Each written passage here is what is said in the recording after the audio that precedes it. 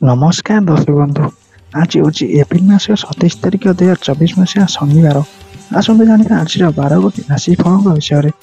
प्रथम राशि मेष राशि। आज जड़े संपर्क द्वारा स्थगित कमटी संपूर्ण हो बहुत संभावना रही। कृतिका नक्षत्र अन्य को निर्देश देव किंतु निज कहले विरक्त प्रकाश करेंगे। प्रतिष्ठा यात्रा अविश्वास फल पाइबे एवं कौन से कम अटक रहा। शारीरिक असुस्थता केतक प्रतिबंधक कारण हो पारे। परवर्ती राशि वृष राशि। आपण प्रतिरोध विहीन कार्य बंधु मान आश्चर्यान्वित कर। कर्मक्षेत्र में जितेटा परिस्थिति जटिल मन कर वास्तव में चापरी किसी हेना। रोहिणी नक्षत्र शुभेच्छा मान सुखभ्रमण रही। चेष्टा कर नूतन योजन कृतकार्य एवं आशा पूर्ण हो। परवर्ती राशि मिथुन राशि। आत्मीय मान हस्तक्षेप द्वारा पारिवारिक समस्या समाधान हो।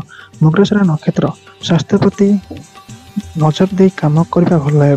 आपन को किसी लोभनीय प्रतिश्रुति दे बंधु मैंने काम हासिल करने चेष्टा करेंगे। कर्मक्षेत्र में सहकर्मी कई प्रतिवेदन स्वर उठाई समस्या सृष्टि करें। परवर्ती राशि कर्कट राशि। कर्मक्षेत्र में विभिन्न दिगरू प्रतिबंधक को सामना करने पड़ो। परिवार अन्यवश्यक खर्च संख्या विभिन्न उपकार विभिन्न कर्म सकाशे चिंतित हो पारती। उपरिस्थ आदेश अनुसार आकस्मिक भाव दूरयात्रा करने को पड़े। वृष नक्षत्र यात्रा समय अजना व्यक्ति दूरे रहा भल है। परवर्ती राशि सिंह राशि। पूर्व फाल्गुनी नक्षत्र वरिष्ठ युक्ति समस्यार समाधान सहायक हो। बंधुरी साधारण कथार अवहेलना कर अन्य माध्यम आपको मिसबार प्रयत्न कर। कार्य व्यस्त जो प्रियजन मान दूरे रहा बाध्य हे। शारीरिक अवस्था उन्नति घटार सामयिक आश्वस्ति लाभ करेंगे। परवर्ती राशि कन्या राशि। प्रियजन बाध्यता और आनुषंगिक सहयोग मानसिक स्थिति को सुस्थ रखा साहय कर। उत्तर फाल्गुनी नक्षत्र प्रत्येक कम सुविधा संपूर्ण होगा। अर्थनैतिक अभिवृद्धि घटो। सभा समिति और अनुष्ठान क्षेत्र में पदमर्यादा वृद्धि पाइब। गली असावधानता द्रव्य नष्ट कि धनहानि घटिपे। परवर्ती राशि तुला राशि। आज विशाखा नक्षत्र मन खुशी रौन से कम अटक ना।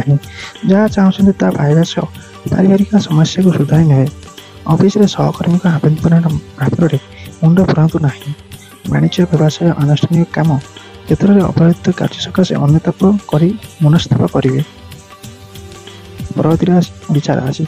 अनुराधा नक्षत्र स्वास्थ्य भल रहा मात्र मन विभिन्न विषय चिंता कर अस्थिर रही पारे। केतक काम करने इच्छा बढ़ मात्र नकले न चले पड़ी परिस्थिति सृष्टि हो। शिल्प वाणिज्य क्षेत्र में प्रतिबंधक अपसरी। भ्रमण सत्संग पुराण पठन सांग धर्म कार्य नियोजित हे। परवर्ती राशि धनुराशि।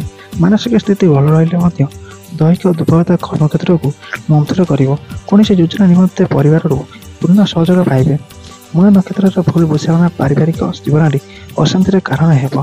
कला साहित्य सामाजिकता प्रशासन आईन अदालत और वाणिज्य क्षेत्र मंद हो। परवर्ती राशि मकर राशि। साधारण कथा केन्द्र कर कर्मक्षेत्र समस्या सृष्टि हो पारे। चेष्टा कर कमटी असंपूर्ण रही चिंता प्रकट करेंगे। उत्तराषाढ़ नक्षत्र सकाशे यात्रा समय यांत्रिक त्रुटि समस्या को द्विगुणित करें। व्यावसायिक क्षेत्र में तरबरिया पदक्षेप ने मानसिक अस्थिरता देखादेव। परवर्ती राशि कुंभ राशि। बारंबार प्रतिबंधक सृष्टि होगा कारण काम संपूर्ण कष्ट हो पड़ो। सतविशा नक्षत्र घर काम प्रतिवेशी सहायता उपकृत हे। सभा समिति आनुष्ठानिक काम शिल्प वाणिज्य परिवहन क्षेत्र में समस्या दूर हो पारे। विभिन्न सूत्र रोजगार करेंगे और आर्थिक स्थिति सुदृढ़ रहा। आज अंतिम राशि मीन राशि। बड़ बड़ लोक संस्पर्श में आसवे और केतक नूतन सुविधा सुजोग रास्ता खोलीज। मात्र प्रत्येक क्षेत्र में धैर्य न हो कार्य कले उपकृत हे। बंधु कथार प्रभावित हो कौन भूल कम करपारती। उत्तर भाद्र नक्षत्र प्रियजन मैंने पाखी आसवे और बकिया अर्थ खुशी हे। यह आज 12 गोटी राशि फल विषय आप शुभमय हो। जय श्री कृष्ण। आपड़ी नुआ वीडियो को लाइक कर चैनल को सब्सक्राइब और नोटिफिकेशन ऑन कर ऑल सेट कर दिखाते। जय श्री कृष्ण।